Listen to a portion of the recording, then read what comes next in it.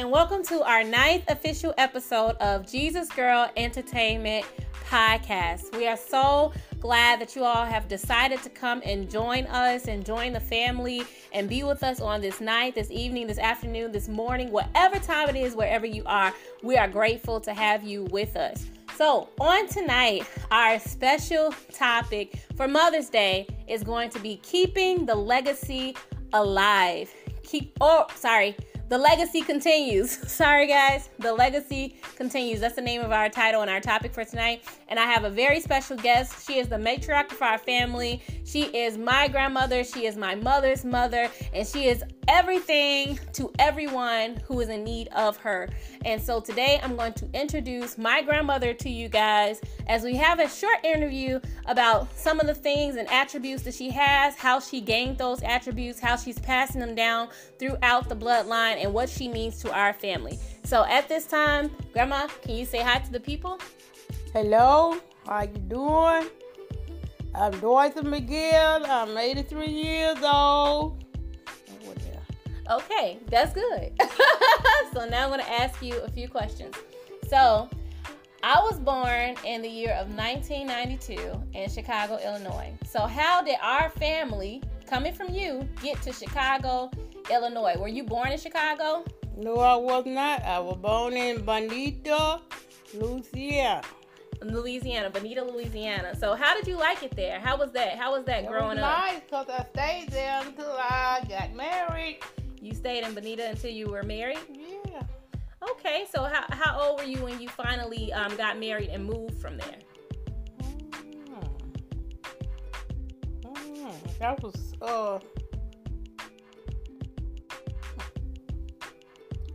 at least about 40. 40?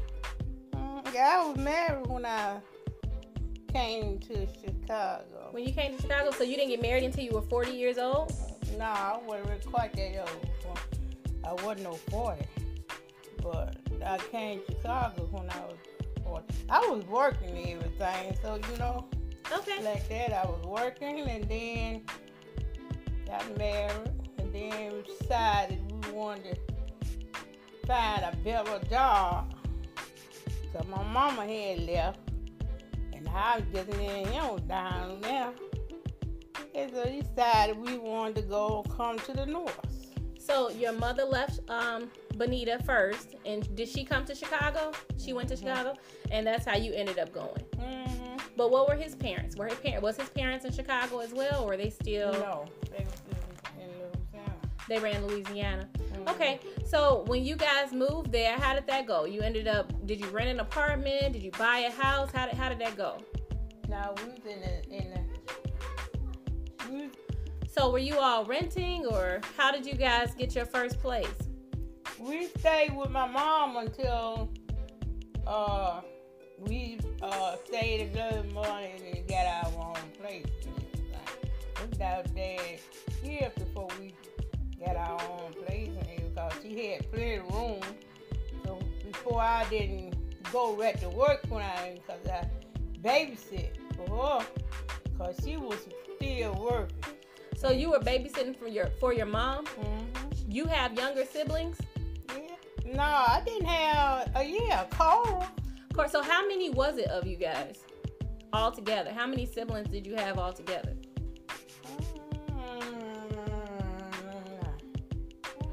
About 12. Something like that. 12? Yeah, about 12 kids or something. Is that including you? Mm-hmm. So it was 12 of you all living in Bonita. Where did you live when you were there? Before you came to Chicago, We had a family home. We had a family home there? Yeah. Okay. We had a family home until all them had, our boys, they had got left and everything with nobody down there but me and my mom and my sister. And they wanted us to come be with them. So Mama said she they got a bigger house and everything. So I remember you telling us some stories about you being on a farm. So the family house, was it on a farm? Yeah. It was on a farm and you guys had all kind of animals. Oh yeah. Yep. So what about that part of growing up? Do you miss that at all? Because now we're not living close to farm animals, and we don't have a farm anymore. But do you miss that? Do you have good memories of when you guys lived on a farm and had those animals? Yeah, I had remember that 'cause most of the time that before we would come to the north, I'd get cows, we had horses, pigs, and chickens and stuff like that. We had all of that. When we raised our greens and stuff, our vegetables, we raised it in the yard. Wow. Yeah, because we had flowers. Our yard was flowers. Like you see all them little flowers and things around the people's house. We raised that around our house. Okay. We had a big yard and all the way around our flowers. Wow, that sounds so beautiful. I wish I would have got a chance to actually see all of that, but I believe we still have some land there, so maybe I can go visit it one day. We still got land there, but it's not no houses on the land. I was talking to my sister the other night. I said, you know, girl, all our place and all the houses and things that we had on the place, I said, you go down there now, you don't see no houses on the place. I said, the only thing you see, now they done put a ditch going around our place. I said, the only thing now, you have to go all the way around, and there's no houses on our land now. We're going to have to go see about that. Maybe we can do something about that now. So this is one of the main things I wanted to talk to you about today. So you were a hard worker when we were growing up. I want you to tell these people, you said you worked for that company. What kind of company was it, first of all? United Plating Factory. United Plating Factory. Mm-hmm. How long did you work there? I remember you taking me up there sometimes and meeting your coworkers. How long were you working there? I worked there 35 years. 35 years. Yeah. Okay, so back then, did you guys have PTO, paid time off? Yeah, we had vacations. I had 6 weeks paid vacation. 6 weeks paid vacation. Mm-hmm. So, how many days did you have off? Did you work 5 days with 2 days off, or did you work? How often were you working? Were you working every day? How often were you working? I was working every day. Every day. Every day. So a lot of time I did overtime. And you did overtime too. When we made overtime, that was done for money. Even now, I did overtime now, and being greedy. When they wanted somebody else at another factory, need somebody else, I got off my job, and then I went to another job, and I worked 8 hours there. Then when I got home, it's time for me to go to bed and get back up and be back at work at 7 o'clock the next morning. So how did you do that? Didn't you have children at that time? No, I ain't had no children. You ain't had no children yet? Mm-hmm. Okay. So when you did finally have children, did you keep working every day, or how did that work? Yeah, till I had kids. Yeah, I worked every day, and then I did some double.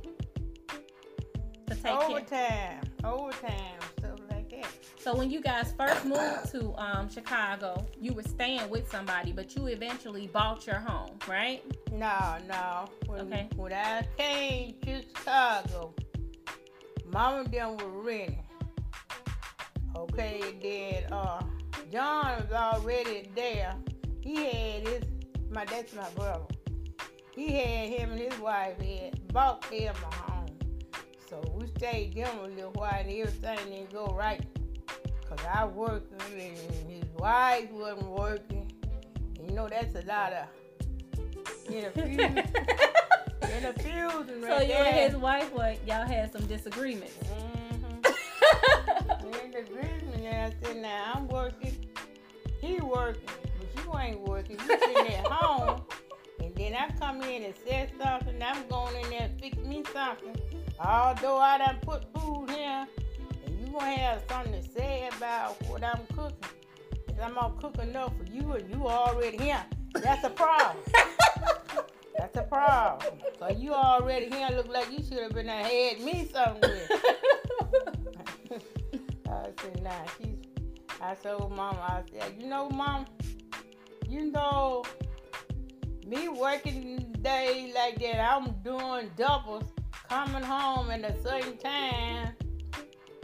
And if I come in here and ain't no food done and stuff like that, I'm gonna go in there and start fixing me something. Then she'll come up, fix me something. I said, no, you been here all afternoon before I got here.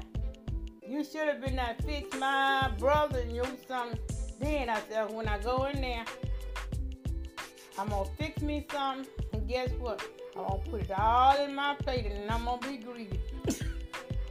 I'm gonna put it in my plate and I'm gonna go in there and turn the TV on and sit down in my chair, get me a pop, and close my door. And please don't come in there and say nothing to me. And so after you guys had a disagreement, that's when you decided you was gonna move. Mm-hmm. You said it's time for me to move. Yeah. And is that when you moved to 5648 Laughlin? That's when you moved there. And so that was a beautiful home. I have beautiful memories of growing up there. So in a time, before we get off of this, we still on the topic of working. Did you ever want to quit your job? No. No, I didn't want to quit my job, but it's just bad. You know, even now and I was younger, if my boss said something I didn't like, and he was the boss on where I worked. He wasn't the main boss upstairs. I tell him a couple few words, and then I said, I'm going to tell y'all, the main boss, what you said outside, out on the job, everybody listen to what you saying to me, because I'm not that type of person. If you got something to say to me, you come tell me, not the whole plan. And so if you had a disagreement with your boss, you would just tell his boss. You didn't want to quit. You was just going to report him. Yeah, I reported him. You did report him, but you never wanted to quit your job. No, I don't want to quit my job. Okay, so back then, did you ever just say, I'm going to call off from work? I don't feel like going to work today. I'm going to call off? No. No, I never said I was going to call off. No. What do you think about people that say, I'm just going to quit my job or I'm just going to call off my job? What do you think? I think that's horrible. That is very horrible. If you go quit even now the boss make you mad or something like that, if you want to quit your job because you had a few words with the boss and you going to stand behind you and say something you can hear and you going to quit your job, now you go tell him. Go tell the big boss and then y'all have a talk. That's the way I did. He said, and boss, no, John said something to me I didn't like. He didn't cuss. I went and reported him to the big boss. And the big boss, I didn't start no confusion with none of the girls, because there's a lot of girls and started confusing with him. And I called him to the big boss. You know what the big boss did? He said, well, this is one of our best employees it is. Now you tell her, you tell her something, she ain't gonna get on her and then point the finger at you. She gonna call you to the side and they're gonna try to confuse with you. But if you go in any further, she's gonna take you upstairs, and that's what she did. And that's the best way to do. Y'all can get this cleared off, and you don't have to say nothing to her that inappropriate. And I really, Grandma, the fact that you had that good standing with your boss, it tells a lot about your character. But I know for a fact too, when I was growing up, you didn't miss work. You didn't call off work. It was not it wasn't an option for you not to go to work. But this, of course, when I came on the scene, my mom was an adult. So you had 4 children. And so how did you go to work every day, including overtime, with 4 children? So my mom is the youngest. So there is how many years of an age difference between her and my auntie? because it was my uncle, and then my auntie, and then my mom. So how many years is there age difference between them? Maybe two. A year or something like that. So my mom is in her 40s. How's Auntie Lynette? Is she in her... She gotta be a few years. I know Auntie used to say that sometimes they used to think that my mama was her daughter because there's so much of a big age gap. So how are you able to work while your children? How did y'all used to do it back then? Did you have daycare? Or was your husband watching them? Or no, my husband, I ain't gonna be working. My husband ain't working, no. Wait, say that again. They need to hear that. You said you weren't gonna be working in what? My husband gonna be at home watching the baby. No, I didn't play that. He had to work too. He had to work too. So if I'm working, he working. All right, I know that's right. Come on, give us some gems on tonight. Yeah. But so who was watching the children? If you were working and he was working, who watched the kids? Mama worked until she got eligible. So your mom used to watch them for you? Mm-hmm. And so I want to say that too, when you were still, once you retired, to your impact in my life. So when I came to having me to come there, before I had Richard, but having me to come there to live with you, how was that? It was all right, long as you weren't, like I always tell my kids and things. I said, whatever I said, always respect me. If I said something you don't like, come tell me. Don't holler across no room and tell me. Come and tell me. Pat me on the... I'm with my boss. So when I was staying there, respect was a major factor. When I was staying there, you had a rule. You said, if you're going to stay here, you're going to do one of two things. You're going to work or you're going to go to school. That's true. And that's true with the going to school piece. But I think that once you ended up moving and you were no longer, like, I'm not going to jump ahead. We're going to just walk through the process. When I was staying there and I was going to school, it was very stable environment for me. You made sure I had back to work. So, with going on those trips, that was something that was your way of treating yourself, because you do so much for the family. So once I grew up and you helped me with the kids, I was able to let you come stay in my house. And I felt happy about having you to come live with me until a tragic event took place. And you know what I'm talking about. So so what happened is you were staying with me and I was at work this day and the children were in the room and my house was shot up. And so could you just tell us what happened that day? I don't when it shot up and by me in the room with the baby, that's coming to me. Most of the time the biggest older one, I always had the babies in the room when we looking at TV. And the house got shut up and stuff like that. Now what the heck? What? Going on? I said, oh no, I can't take the babies out there. They gonna have to clear this mess up. And these baby the baby gonna be up in here till it get a little cool, and then I'm gonna find out. And I said, after this, Dad, my big brothers and thing gonna be coming over here, and that's gonna be a whole lot of stuff. Now I gotta first try to find out what went on. Cause the older kid was playing outside. Now I still ain't figured. All since that is, I still ain't figured out what to do it down. But we know that the hand of God was on you, because not only was my house shot up, but you were shot as well. Yeah. How many times were you shot? And but thank God it was only flesh wounds, and you didn't have to be hospitalized very long. So after that happened, I felt so bad, because I felt like even though I wasn't there and I didn't have anything to do with it, I felt like you were living with me.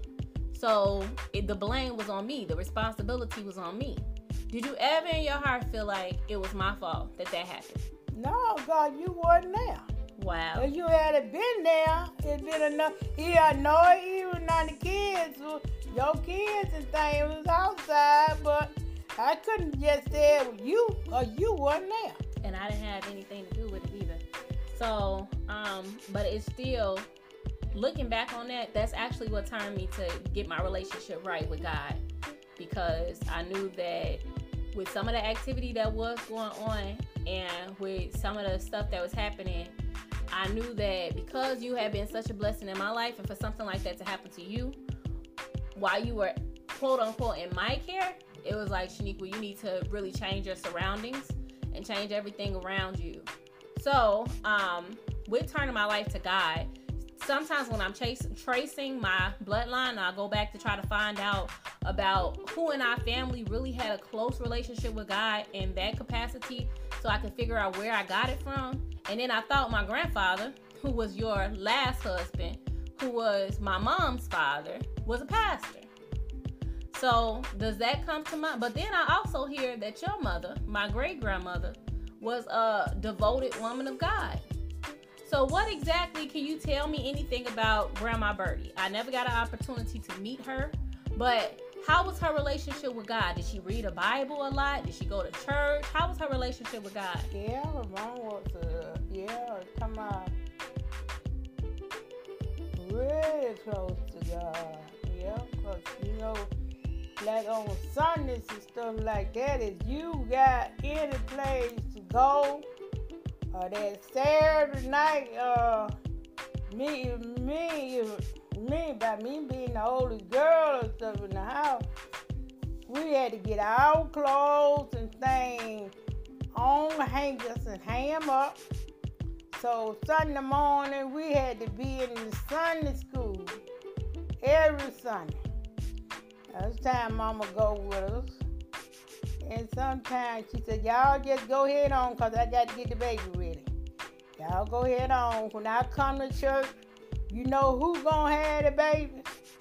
Yeah, because we gonna have the baby and you gonna be up there with the singers and stuff. Wow. So she used to sing at church? Yeah. What else did she do at church? Did she just sing? Did she pray? What did she do? Y'all, most of the time when she go to churches on Sunday, because it wasn't a whole a lot of people that she'd have to leave the Sunday school and stuff like that, leave out the service for the members to get there and everything. So she would lead worship and she would do Sunday school. Right. And she was praying. So that must be somewhat deeply rooted on the inside of me, because I definitely do fall in those categories. And I thank God for her life, and I thank God for our legacy. Now, one funny story though, when I invited you to my home church when I was back in Indiana, one thing about what the women had on that was really shocking to you, they were wearing pants. Now, can you tell me why that was shocking to you that women were wearing pants at church? You know, reason why, because my mama wouldn't let us wear no pants to church. So you never saw other women wearing pants to church? Not at our church. What kind of church was it? Was it a Baptist church? No, this is a Methodist church. Oh, a Methodist church? Yeah. Okay, Methodist. It was a Methodist church, and they didn't believe in wearing no skirts. No pants, no pants. Oh, they didn't believe in wearing no pants. They wore skirts. They didn't believe in wearing pants. They wear skirts, but no pants. All right. So with all of that being inside of you, your mother being that prayer warrior, your mother being that woman of God, having all of those siblings that you have, do you believe that's a part of the reason why you keep the family together? Do you feel like you're keeping the family together? I know I'm keeping the family together.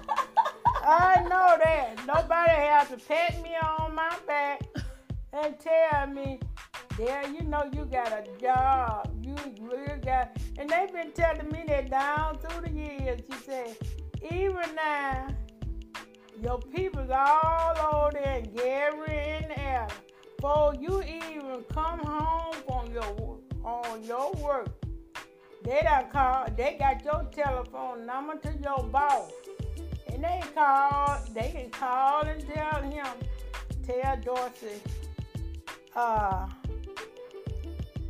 we want her out here tonight. we already done called her mom and told her that she won't be at home tonight because we need her out here because it needs something going on, and she the only one who can straighten it out. I said, they don't know what I got planned tonight, do you? They gonna plan stuff in Indiana for me. Changed, and I thought I was doing good. What happened, Grandma? You was at the church, and I started singing, and what they asked you? Come on, what they asked you, Grandma? I thought you had forgot. No, I didn't forget. I didn't forget you told me that. I said, I don't know what. He said, is that your niece or somebody?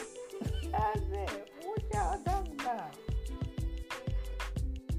Now, thank Dorothy, thank that's your niece coming in singing now. I said, I don't know, because I ain't heard it yet. I ain't heard it yet.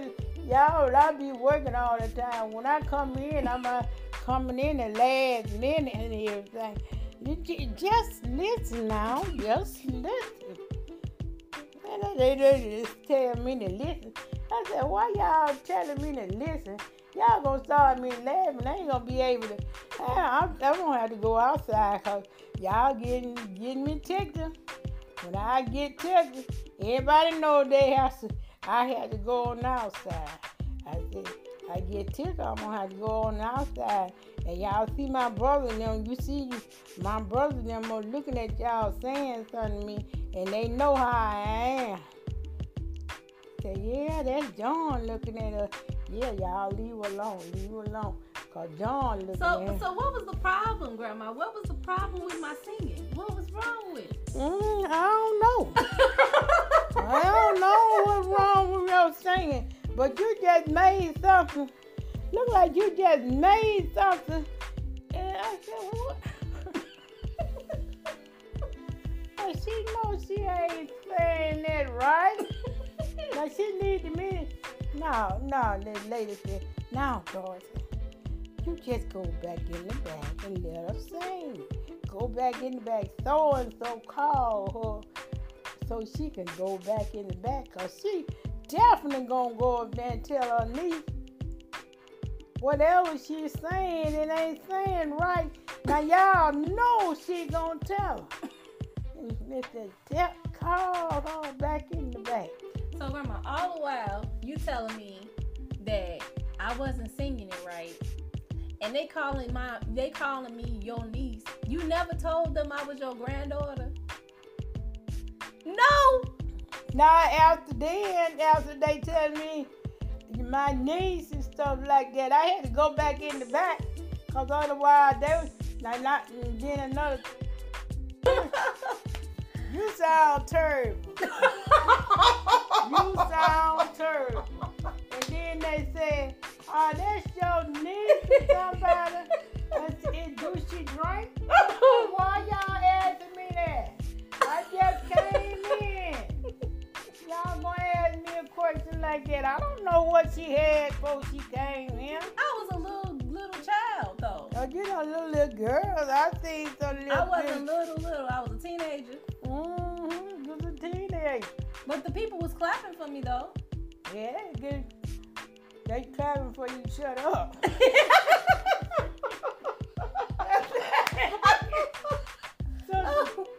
We're going to get ready to end this interview. Juanita knew she gone now. She said, Dorothy. Dorothy there.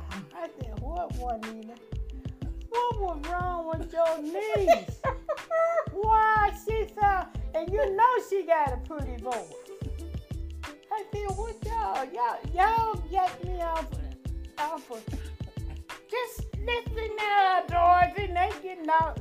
I said, they getting loud with me. I don't even know what they talking about. And they getting real loud. Now everybody gonna be looking at me. Cause I'm supposed to know why my niece sounding like that? And I'm just getting here. I said that make the bad, cause even now I'm just getting here. I don't know where she been and what she make her sound like that. I said she did have a beautiful voice, but that ain't. I said not today. I don't know. And y'all gonna ask me. I'm just coming in, and I don't know. Well, I thank God that you told me that story later on in life, because I think if you would have told me at that time, I probably would have been so sad that I thought y'all was clapping for me because I sounded good. And to find out that your friends is telling you, Dorothy, what's wrong with your knees? Well, I just came in late anyway, you know.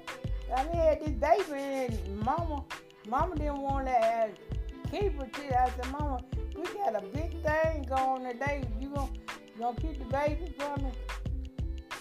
I was going myself. I said, okay, then I'll go on and put up some clothes on, but I got to be up there in the choir because Phoebe's saying today, Mama. So, I guess, Grandma, because we're going to get ready, I'm going to let you eat your food. I don't want to stay in your place too long. But what's one of the most rewarding things? You know, I have children now. So your grandchild you have great-grandchildren. How does that feel to see your great-grandchildren? To know that you have small little babies that came through your bloodline. That feel, you know, that feel. When Naomi come in here, she hugs you and stuff. And y'all birthday only 2 days apart. And little Nathan, he called you baby. How does that feel to see your bloodline growing? That's a blessing.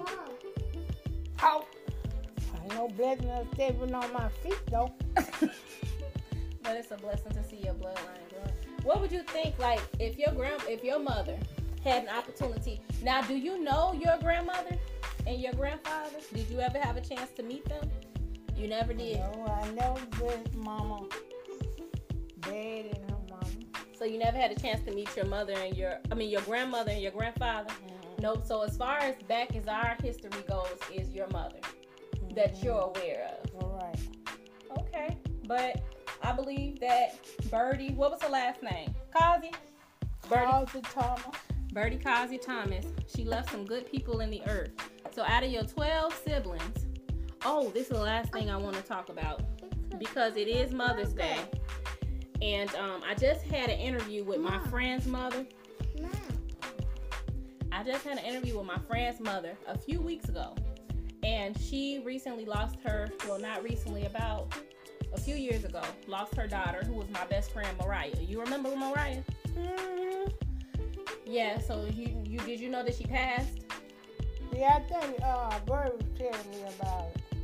Yeah, so I want you to give them some encouragement because it's really hard for her, having her daughter to pass at an early age, you know, from gun violence. And you know, your son, my uncle that I never met, Bobby, passed at an early age. So how does that, even now that you're 83, does it still hurt when you think about it? Yeah, that's a hurt when you lose it. Now, he was the oldest. That was my oldest son. And the way he left this world, he just had got out working. And all at the end in the corner, he would have been at home. Mm-hmm. And somebody took his life just like that. Wow. He could see the house. Because he was right down and said, you just had been home. The other night you had to drop somebody off.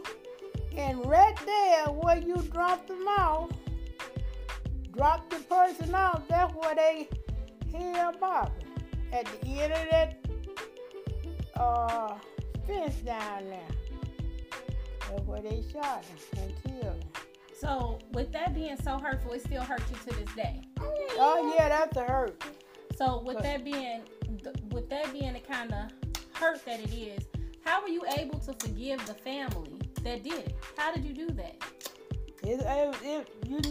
You push them to the side. Because I know really that boy's mama was real close. Because we saw in the choir together and go to different places together. So it was hard on her than it was me. Because she was at the house when I got there. And she said, Darcy, don't think I had nothing to do with this. Whatever dudes had on his mind, whatever he had been hanging and stuff like that. He know your son just got off his job and right at the end of the fence. Couple more blocks, it wasn't a block, before he had been in the house. Wow. And he killed him right there. Yeah, and my mom actually was a small girl. She remember running out there after, knowing about that. Mm-hmm. So with you, this happened years ago and it's still painful. How could you encourage other people who have lost their child? How could you encourage them? What would you say? What has helped you to move on? You see, that because it wasn't during the same week on my way home. One night, I stopped at this stove. I was in the stove, and in the stove, I was getting me a pop. I wanted me a cold pop. And on my way, going to my house, and this boy just got out the bus. And I seen these boys, little before I got up there, they running up there, gaining him. So I had to walk around them. And do you know, when I walked around them, then all together, do you know they killed that lady's son? And the lady lived right across the street from where I lived at. Mm-hmm. And they say, I see all these police and things just coming down the block. And they said, and then say, somebody ran out there, Steven, and somebody come out, Steven. Dorothy, you just came in that way. Do you know they killed that lady's son? While you was coming by them, do you know they killed the boy? I said, no, I didn't know it. I was trying to get in the house because they was gathering off because he just had got off the bus. And I was on the same side, and I crossed on the other side. They killed the boy. That's the only son she had, too. Did you give her any words of encouragement? Yeah, I did. The one. I mean, they had this funeral the same place where they had Bobby's funeral. So you just said some kind words to her. Did you pray for her? I prayed for her, but they don't know where she was hurt worse than I was. Yeah. She said, Dorothy, you know, your neighbor's son they killed, and then his nephew's son got killed too, and everything. So, what's going on around here? Yeah. So, thank you for sharing that. So, throughout the years, what's helped you to keep going is basically your relationship with God, staying positive, loving on your family, and because it happened to you, that pain happened to you, you're able to give other people a word of encouragement because you know how it feels. And that's a pain that don't never stop. That's what you're saying. No, it don't stop. It's because still something happen like almost every day. If you get the paper, then say, boy, they ain't gonna stop. And they gonna tell me, he said, Dale, you know, your house over there, you could get your house. I said, you know, I still got taxes up on that house. And I keep on having, and I said, you know, it's too much for memories about it. And I said, it's too much for memory. And since last week I was over here, And they killed another one of the neighbor boys that I know about too. I said, no, I wouldn't even be able to sleep up in there now. Because of the memories and then the amount of violence. Violence and stuff like that. I think about that boy. I done grow the watermelon in my backyard. And I go to church. And come back and look at my yard. Somebody that took my watermelon out. And the lady next door, person said, she said, yeah, Doris, I seen him. He said, if I had my gun, he'd be dead, Doris. Oh my God. She said, now you not grow up that watermelon child. It got real long and big. And you had said, once you get back from church, you gonna pull it. I said, you ain't can't pull it. Because you done got it out of your yard. Wow. No, they don't tell me I could ever get my house back. But it's so much, they stealing stuff over there and so much violence and you don't know.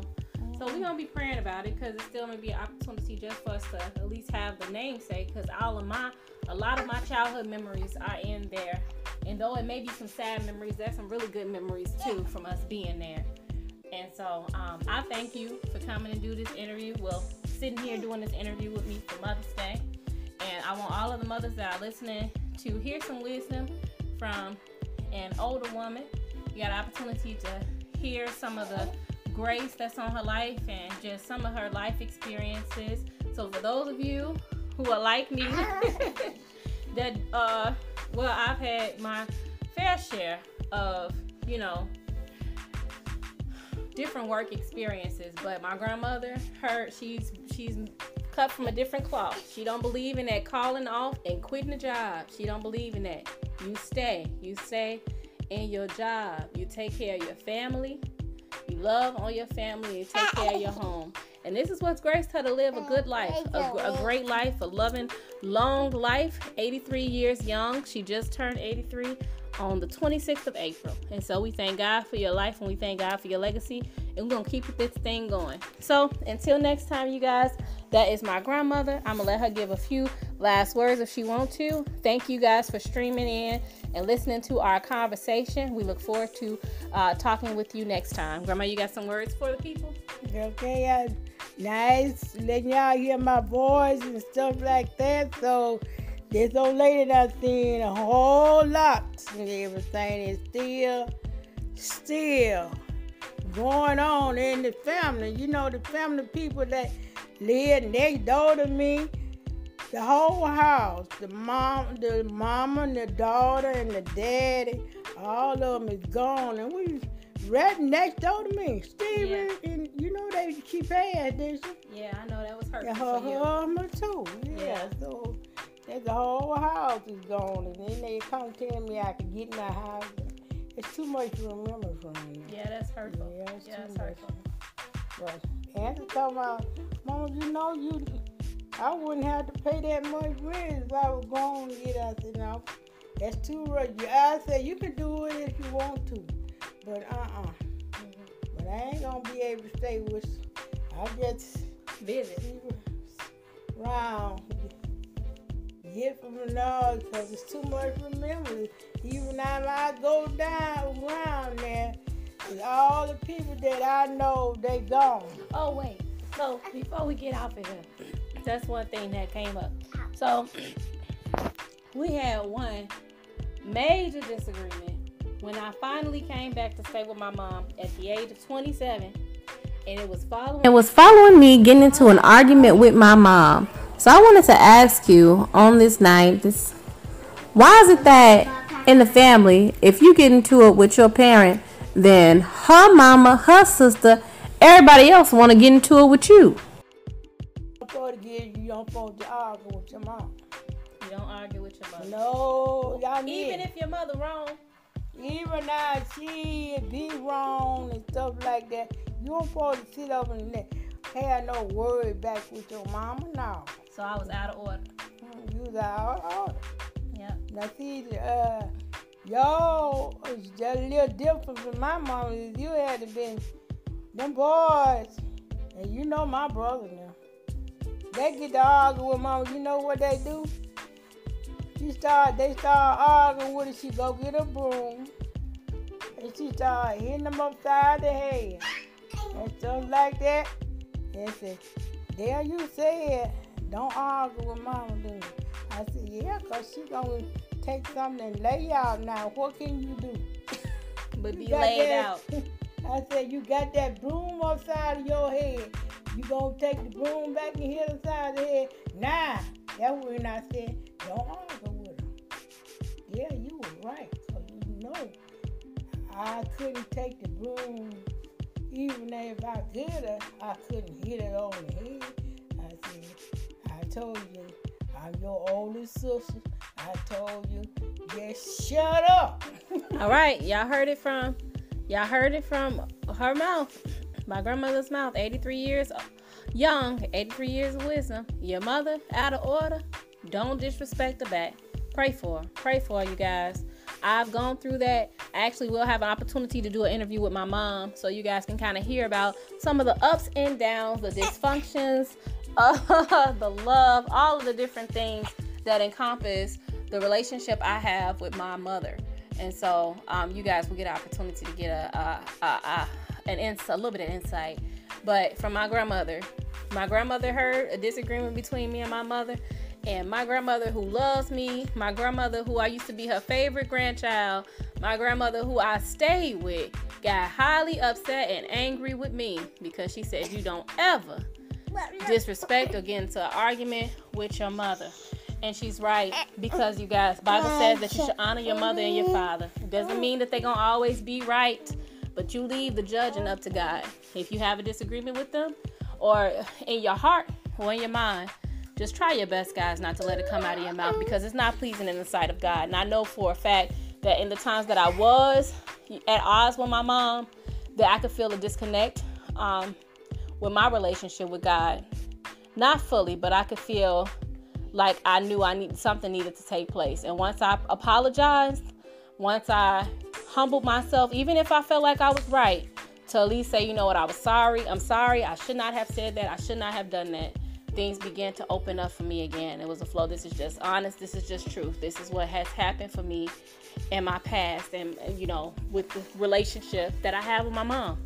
So I thank you guys for tuning in for Mother's Day. I wish you guys a happy Mother's Day. If you have a mother, a wife, godmother, grandmother, stepmother, foster mother, any form of a mother, she didn't have to give you birth to be your mother. If she had any place, instrumental place in your life, honor her today. Give her some food, give her a gift, give her a hug, send them some money, some kisses. You know, they love different things just to give them some form of honor.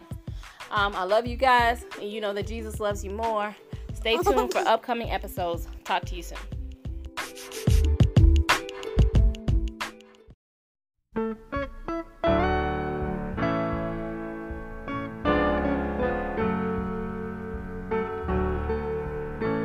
In a world like today, it's a rare occasion to be able to see young mothers like the ones that were around when I grew up. But they live on in memory to quite a few of us. And this song is dedicated to those who cherish that memory. Early one Sunday morning, breakfast was on the table. There was no time to eat. She said to me, boy, hurry to Sunday school, filled with a Lord of glory. We learned the holy story. She'll always have her dreams, despite the things this troubled world can bring. Oh, say, don't you know we love you, sweet Sadie? Place no one above you, sweet Sadie. Well, living in the past. Sometimes Sometimes it seems so funny, no money will turn your life around. Sweeter than cotton candy, stronger than Papa's old brandy. Always that needed smile. Once in a while she would break down and cry. Sometimes she'd be so happy being with us and Daddy, standing the worst of times, breaking the binds with just a simple song. Oh, Sadie Mae, don't you know still loving us all in your special way. Well, well, well, there's no one above you, sweet Sadie, living in the past. Oh, she's never sinning. In love, she's always winning. Yeah. My, my, my, my, my. You know we love you, I love you, Mama. There's no one I just can't forget how you gave me love. Oh, Lord. If there's a heaven up above, I know she's teaching angels how to love. It's a mean world without you. All the love you show. Oh, how could anyone ever doubt you love the world? Ain't it funny that in the end it's not money, it's just the love you gave us all. Why, to the good lead so soon.